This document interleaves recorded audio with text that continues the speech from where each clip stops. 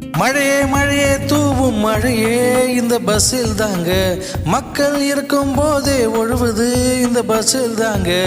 இதுதான் இதுதான் இந்த விடிய அரசின் சாதனைகள், இதுதான் இதுதான் இந்த தமிழக மக்களின் நிலைமைகள். வணக்கம் மக்களே, நான் உங்கள் ராம்ஜி. இன்னைக்கு நம்ம என்ன பார்க்க போறோம்னா, திருவண்ணாமலை மாவட்டம் மத்திய பேருந்து நிலையத்துல செங்கம்ன்ற ஒரு ஊருக்கு செல்வதற்காக மக்கள் எல்லாம் பேருந்துக்காக காத்திருந்தாங்க. இப்ப அங்க பல மணி நேரமா மழை பெஞ்சதுங்க.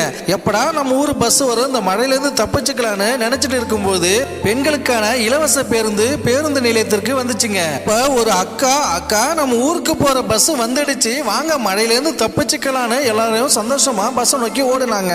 ஆனா அங்க மக்கள் எல்லாம் பஸ்ஸுக்குள்ள ஏறினதும் ஒரு பேரு அதிர்ச்சியோட எல்லாமே நின்றுட்டாங்க. என்னடான்னு பார்த்தாக்க பஸ்ஸுக்கு வெளியில பெஞ்ச மழையோட பஸ்ஸுக்குள்ள பெஞ்ச மழை தாங்க ரொம்ப அதிகம். மேடைக்கு மேடை பெருமையா பேசக்கூடிய தமிழக முதல்வரும் சரி, துணை முதல்வரும் சரி, இது போன்ற ஒரு கேவலமான பஸ்ஸை கொடுத்துட்டு நாங்க பெண்களுக்காக இலவச பேருந்து அனுப்பியிருக்கோம்னு சொல்லி பெருமை பேசிக்கிட்டு அலையறாங்க. இந்த பிரச்சனை இந்த மாவட்டத்தில் மட்டும் கிடையாதுங்க, தமிழ்நாட்டில் இருக்கக்கூடிய எல்லா மாவட்டத்திலையும் இதே பிரச்சனையோட தான் மக்கள் பயணிக்கிறாங்க. மஞ்ச பஸ் வந்தா எனக்கு என்ன, பச்சை பஸ் வந்தா எனக்கு என்ன, எல்லாத்தையும் ஓவர்டேக் பண்ணிடும் பிங்க் கலர் பஸ்ன்னு பெருமையாக பேசக்கூடிய உதயநிதி அவர்களே, இது போன்ற பஸ்ஸை அனுப்பிட்டு எப்படிதான் பெருமையா பேசுறீங்கன்னு தெரியல. இதுல திமுக அமைச்சர் ஒருத்தர் எங்களை எல்லாத்தையும் ஓசின்னு கேவலமா பேசியிருக்கிறாரு.